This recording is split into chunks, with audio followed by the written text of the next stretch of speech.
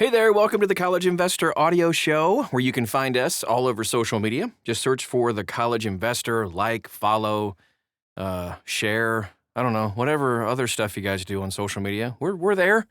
And you can also find us at thecollegeinvestor.com. Anything we talk about in the podcast, there's an article related to it where you can dive really deep into all the topics. Again, it's thecollegeinvestor.com.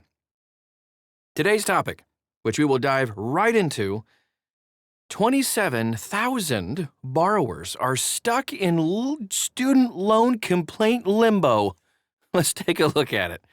All right, so the Department of Education's Ombudsman Office, which handles disputes from student loan borrowers, by the way, is facing a backlog, maybe you're in this backlog, of 27,000 cases, according to a recent data report sent to Senator Elizabeth Warren, which you can actually see the PDF file. We have a link to it if you want to dive in there.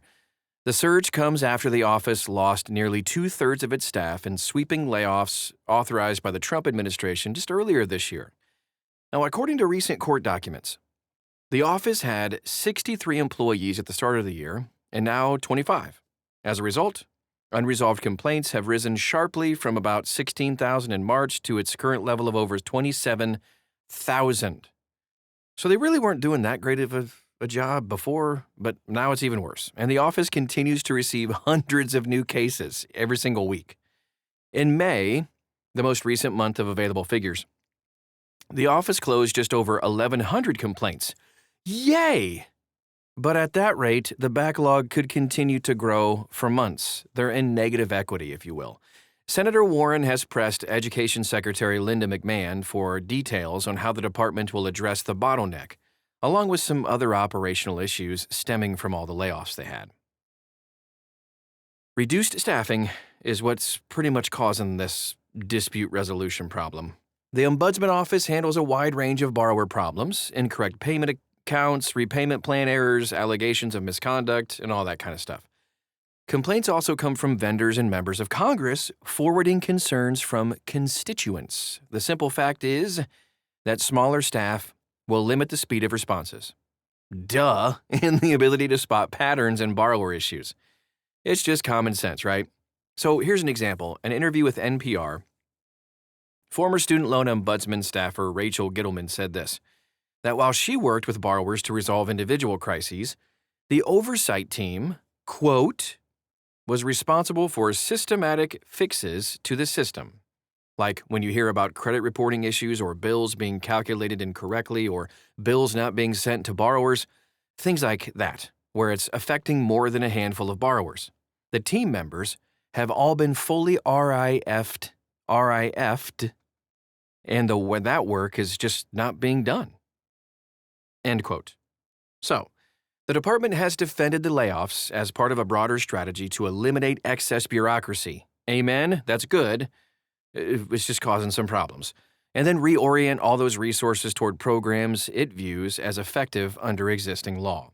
In the July 21st letter to Senator Warren, officials acknowledged the backlog, but they did say that they were committed to keeping borrowers informed about repayment options and to streamlining all of those operations. Just takes time, I guess. Here are some other legal issues, too. The complaint backlog is unfolding alongside other strains in the federal student loan system. Nearly 1.5 million applicants for income-driven repayment plans are awaiting processing, delayed in part by court orders blocking elements of the Biden administration's SAVE plan. So Trump, and we are not taking sides here. I'm not doing that. We're not playing politics. It's just like, this is what's happening. All right. I know there's going to be complaints, but there's nothing I can do. The Trump administration has also resumed collections on defaulted student loans and is actually encouraging borrowers in the SAVE plan to switch to what it considers lawful repayment options like IBR. At the same time, though, the department is implementing changes from the recently enacted OBBBA, say this 5 times fast, One Big Beautiful Bill Act, which will massively change repayment plans moving forward and even cap certain types of student loans.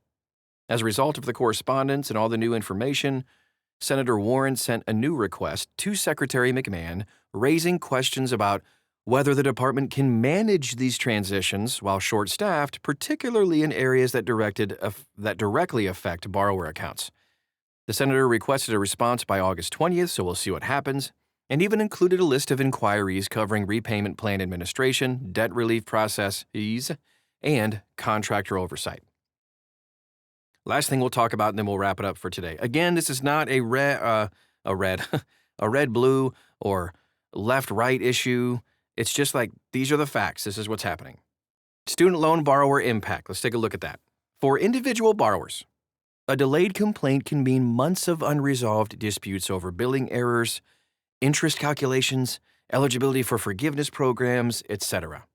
We're already seeing this with an 8 to 9 month delay in processing PSLF buyback requests, public service loan forgiveness. Those awaiting resolution are going to face higher costs if incorrect balances remain in place or payments are misapplied. Hopefully it gets corrected in the future, but still, it's kind of stressful, right? The timing is especially difficult as student loan interest resumes for 7 million borrowers in SAVE.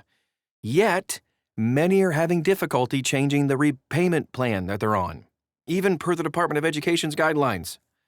Whether the department will add staff or make some significant process changes to clear the backlog, it all remains unclear. I'm sure they'll do it. But for now, borrowers needing assistance should prepare for extended wait times and, when possible, document issues thoroughly and follow up through multiple channels. Keep a record of every correspondence, including with your loan officer and the department's online complaint form.